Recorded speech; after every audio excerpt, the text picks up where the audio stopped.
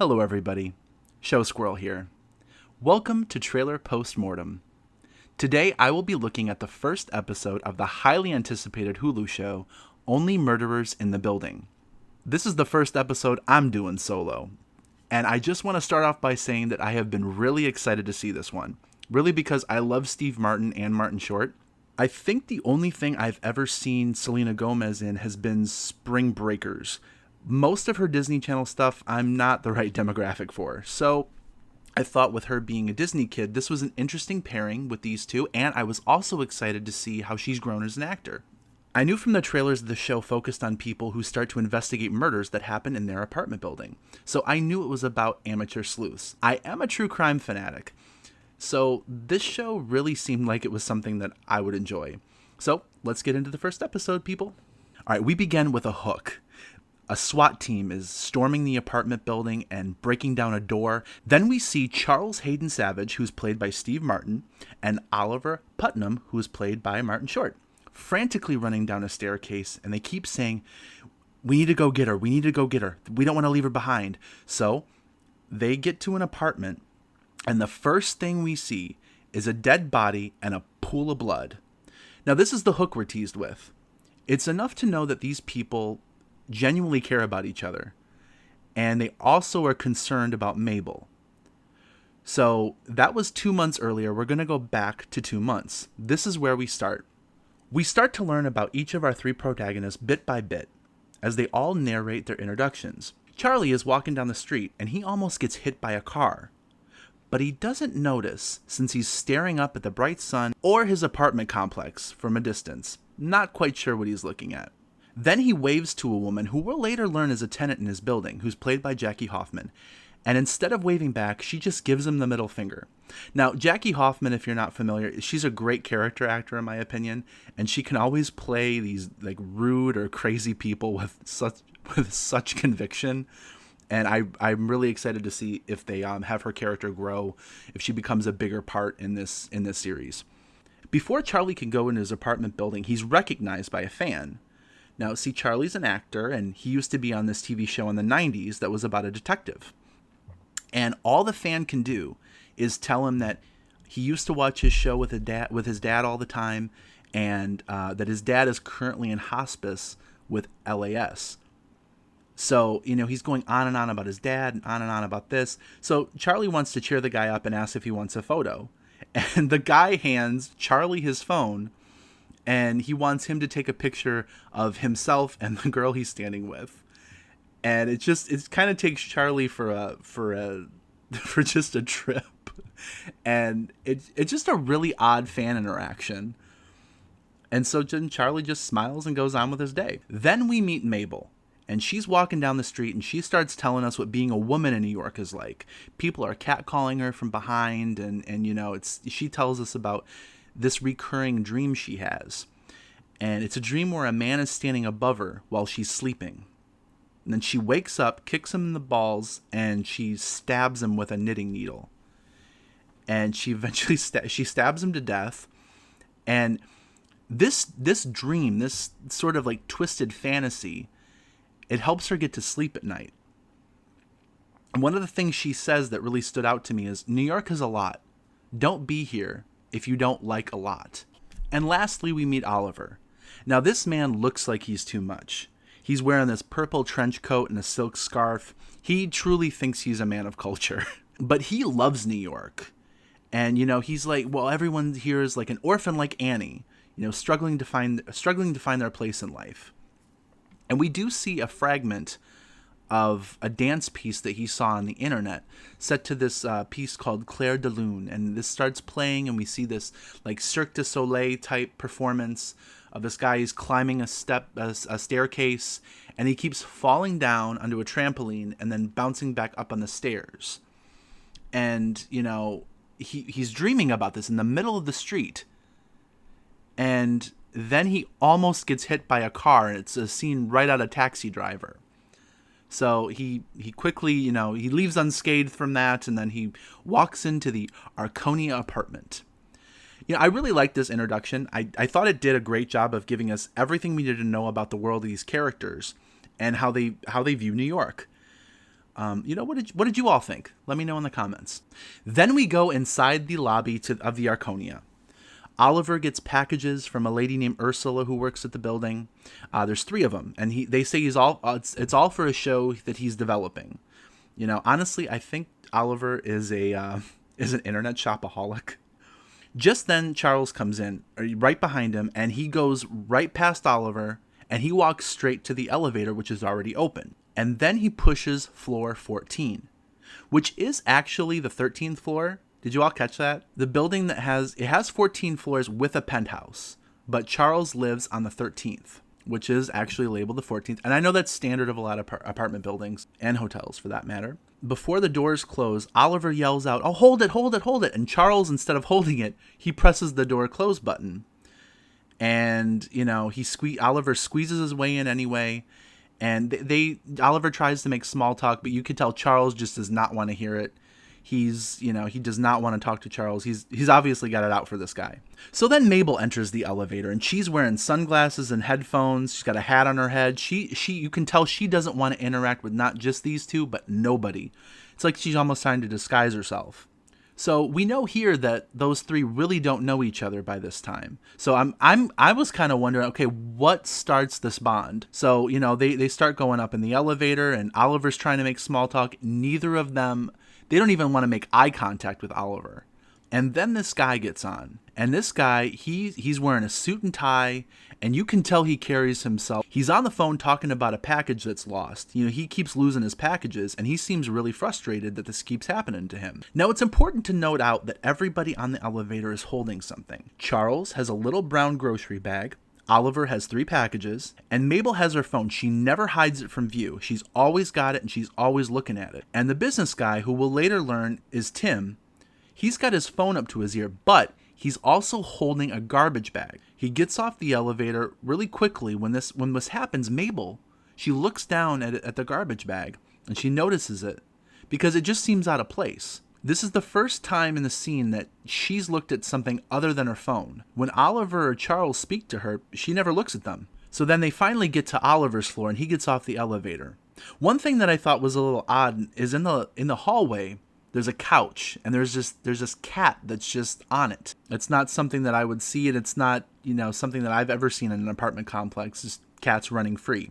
It's really clear that Charles doesn't like Oliver, and that Oliver really wants to be friendly to everyone. Since we learned that Mabel keeps her guard up when she's living in New York, she just doesn't want to get to know people in the building. So I think she's just ignoring people. And, Steve Martin and Martin Short, they really play well off each other. And, well, I think it really works when they play enemies. I think that's because they get along so well in real life. They're really believable when they play enemies. And now we get into the world of all 3 of them. They're trying to settle in for the night. And so Oliver, he's feeding his dog. It's an adorable bulldog named Winnie. And Charles puts a map in front of him. Mabel has her sketchbook, and she's got her headphones on. And I did want to mention one thing about Charles' apartment. Did you notice how every vegetable was lined up in the refrigerator? And the avocados were in the refrigerator too. I don't keep my avocados in the fridge. I've tried it, and I've never had much luck with that. How about you all? Let me know. Should I be refrigerating my avocados? I don't know. It turns out that all 3 of them, they're listening to the same true crime podcast. It's a podcast called All Is Not Okay in Oklahoma from Cinda Canning. Now, Cinda is played by voiceover and a flashback by Tina Fey.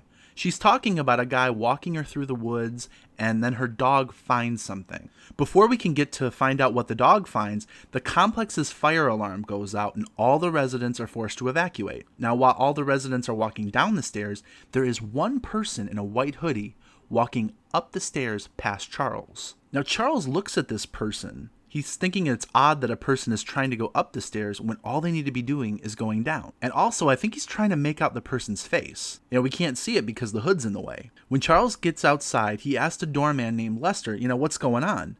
And, they don't know at this point, and they really have to find out. So, who is the person in the hoodie?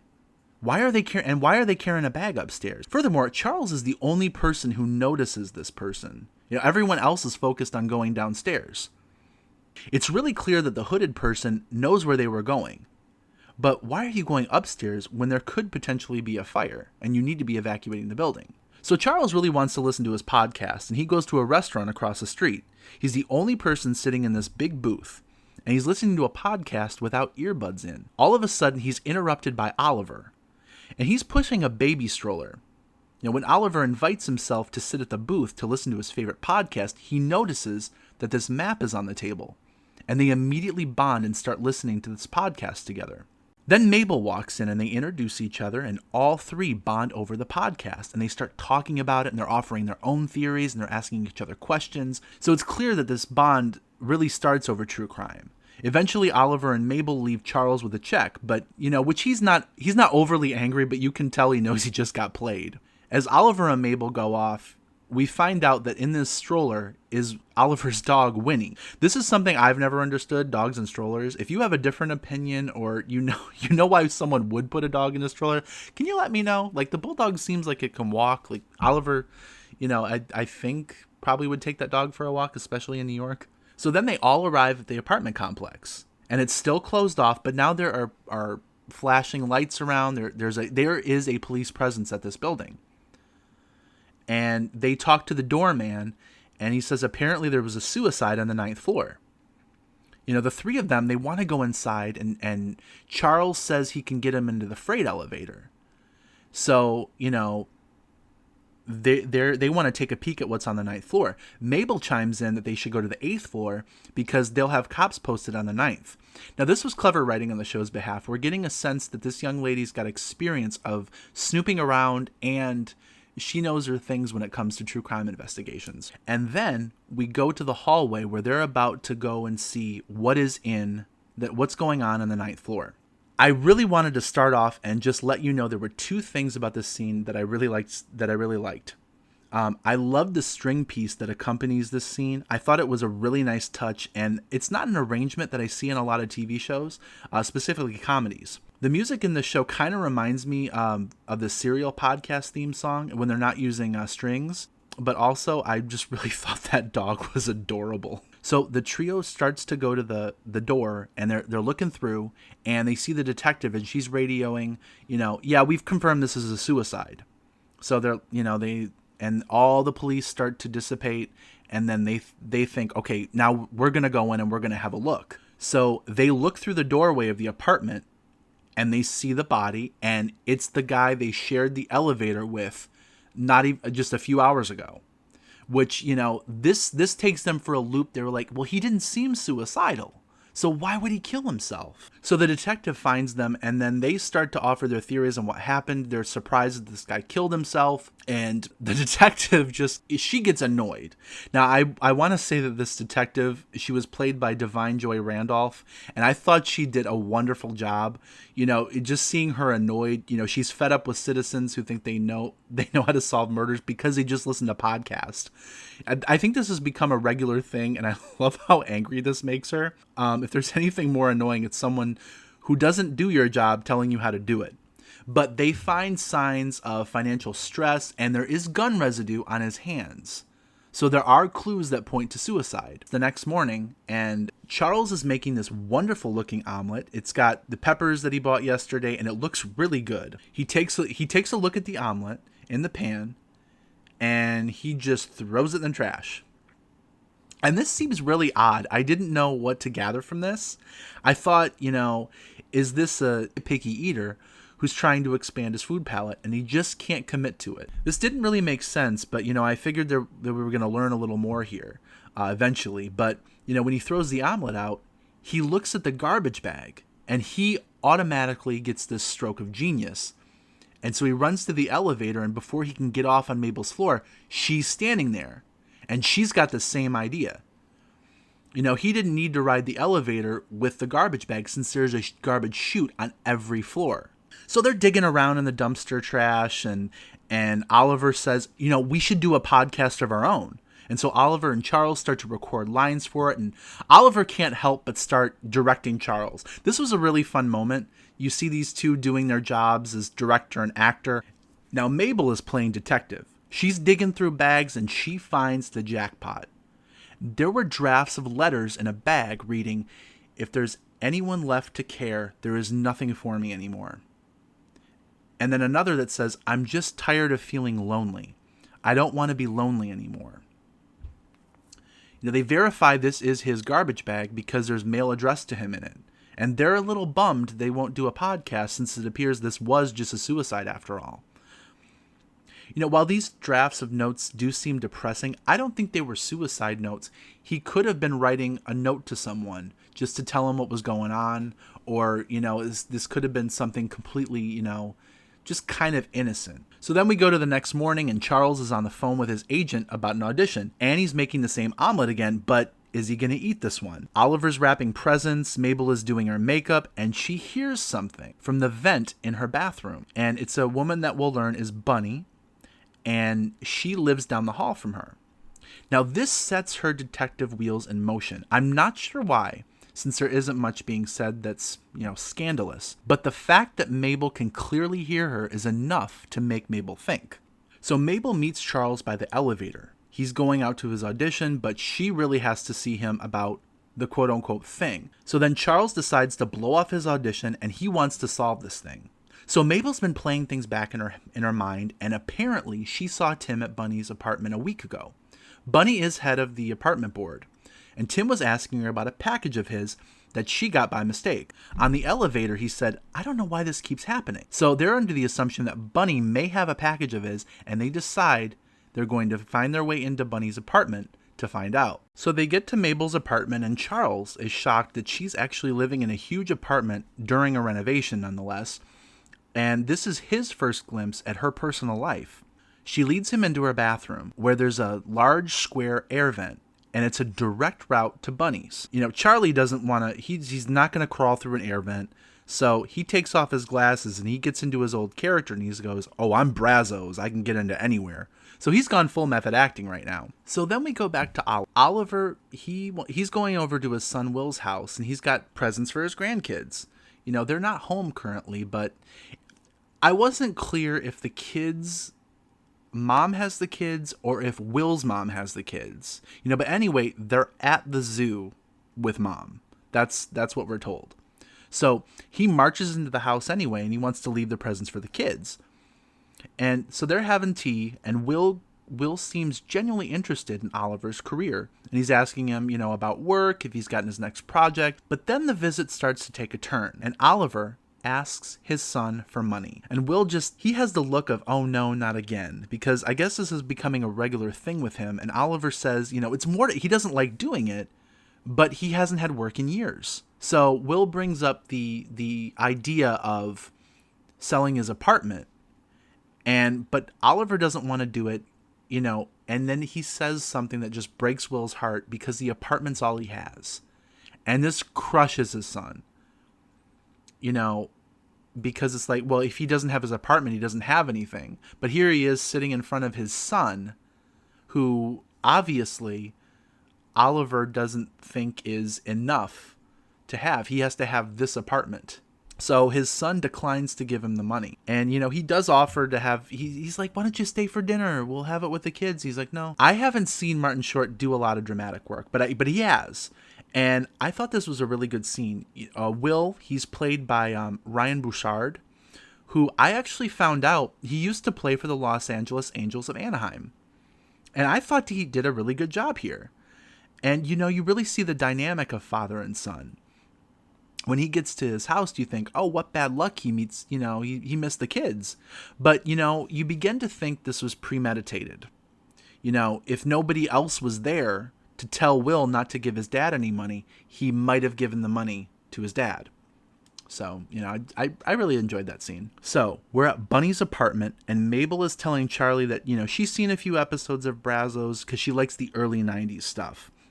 That one of my favorite moments in the scene was when Charlie says he's done a few pilots, but they never got picked up because, oh, I guess I don't test well. And she kind of responds to that. Oh, yeah, I can see that. But this wasn't really an insult on her part. For some reason, actors always have a problem when people agree with their negative notes. So they get to Bunny's door, and Charlie is using a lockpick set that he got as a gift when he was on Brazos. Mabel starts to grill Charlie about himself.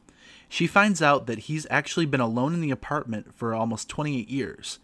When he starts talking, and then he starts talking about his dad and how much they were alike. Everyone compared the two of them, and that they viewed that as a compliment. But when it came to how his dad treated his mom, he noticed he made her feel bad about herself, and he would belittle her. He was just awful to her, and he got pleasure out of this. So he thought, since they were so much alike and they did things the same way, he might actually treat a woman like how his father did. So it was better to just be left alone. And out of the blue, Mabel tells Charlie, the apartment belongs to her aunt and that she's remodeling it for her. This is the first time Mabel has been alone, and she tends to make packs wherever she goes. When she was a kid, she had a pack. They were called the Hardy Boys. There were 2 boys and 2 girls, and they used to solve mysteries around the complex they lived in. Most of them were made up, that they made up themselves. But, she doesn't want to offer any more info. And she asks, how the progress in the door is coming. And Charlie has actually been able to open the door for a while. So he was trying to use his detective work on her. So they get inside Bunny's apartment. And Charles he's going, let's split up. Well, he knows the layout of that apartment, so he's like, go here. She might keep him, in a hutch somewhere. And then Mabel's just like, hey, look in front of you. And the package is sitting on the table right in front of the door. She was, probably all set to give it back to Tim. So she just didn't want to put it inside her apartment. It's right there in front of the door. And they pick the package up and they leave. Now, I'm not sure how I feel about taking the package. I know they want to solve this crime, but how are they going to prove to police that this might have been a suicide if they tamper with evidence?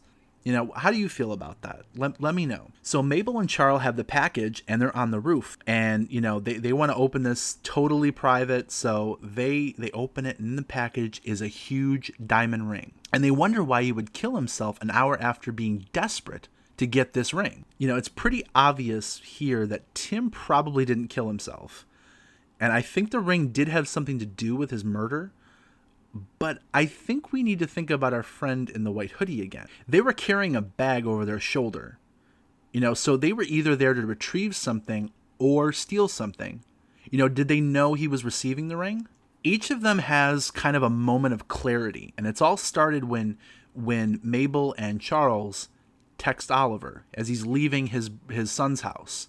They text him, where are you? We found something. This sends the investigation into a whole new direction. And so that song from the dance piece in the beginning starts playing. And he's standing on the porch and he does this trust fall. He just falls down onto the grass and he bounces back up onto the porch. And then he just jogs down the steps. So then we go to Mabel's apartment. And, she's got this ring in her hand and she's looking at it. And then all of a sudden she picks it up and she drops it on the ground and it bounces off the floor and she catches it and she puts it on. Charles is in his apartment making not an omelet this time, but a single egg. And before he either, I don't know if he's going to throw this in the trash or put it on a plate, he looks at the pan and he drops it on the floor and it bounces off the ground and he catches it. And then he puts the egg on a plate. This is the first time we've seen him plate food. And now it's time to rehearse a podcast. So the 3 are at Oliver's apartment. Charles is reading a script that's very reminiscent of the voiceover that we heard from his introduction. Oliver doesn't like it because he says it's so PBS-y. It's like a Ken Burns documentary on the history of boredom. I loved that line. Now, while they aren't sure about a script for the podcast, they will be working on a timeline for it tomorrow. Oliver gets the idea that they should multitask and do a second podcast on a murder that occurred in the park across the street from them the other night. Charles says, they should focus on only murders in the building. And this is where they get the title of the podcast from, and it's the title of the show. So Charlie's leaving and he gets off the elevator. And there's another tenant who's on his floor and he's walking to the elevator. He lets Charles know that sometimes he can smell the omelet that he makes. And Charles takes this as, I must need to cut it out or I'll turn the fan on next time. And he's like, oh no, it's no big deal. He likes the smell of it and it reminds him of Lucy because this was her favorite omelet. And this is something that makes Charles uncomfortable. He asked if he's heard from her and to tell her hi for him the next time. The show ends with this voice, and so this is the first we've ever heard of Lucy. We do not know who Lucy is. Was that his wife? Was it a girlfriend? Was it a daughter? We don't know. So the show ends with this voiceover, and I have a quote from it here. Sometimes it's easier to figure out somebody else's secret than to deal with your own. So we know that Charles and Oliver both have secrets. Charles doesn't talk about Lucy, and Oliver doesn't talk about his finances. But Mabel has secrets too. While she's taking a shower, we see that there's a tattoo on her shoulder of a whale, and it's revealed in the very last frame of the show, very cleverly, as the camera pans over to her computer. And on the screensaver is a picture of the Hardy Boys. Standing right next to her is the recently deceased Tim. So what an ending. I really loved the ending of this episode. I thought it asked the right questions. It posed the right questions. It did tell us that, look, we've got a story here. Here is one theory that I have. I think whoever was in the hoodie pulled the fire alarm to get people out of the building so no one could hear a gunshot, or they wanted to make sure everyone was out of the building, including Tim, so they could go up to his apartment and steal something without him being there, and the risk of nobody seeing them. Was this intended to be a murder at all? What do you think? Let me know in the comments. And how long is it going to take us to get to the 2-month mark? Do these three start committing murders to kind of promote their podcast so they have more fodder? And I honestly think Lester the Doorman might actually come back to being a bigger piece of the puzzle. This show is a show for people who love true crime podcasts, and I have to put myself in that group. This cast, I'm really enjoying this trio. I think I said at the beginning of this episode, this is the first thing I've seen Selena Gomez in, and I really like her character. I think she's doing a really good job. I think she's actually playing very well with Steve Martin and Martin Short. The three of them have a great chemistry together, and I'm really looking forward to seeing the rest of the episode. What are your thoughts? What are your theories? Let me know. I want to hear them. I'm really excited to see where the rest of the season ends up. They did release 3 episodes, and I will be posting videos about them. So please, if you like this, hit subscribe and ring that bell so you're notified when this channel and I release videos about this show and other shows. And hit that like button. Leave a comment. I would love to hear from you. Thank you very much for listening. This is Show Squirrel signing off for Trailer Postmortem. Thank you very much.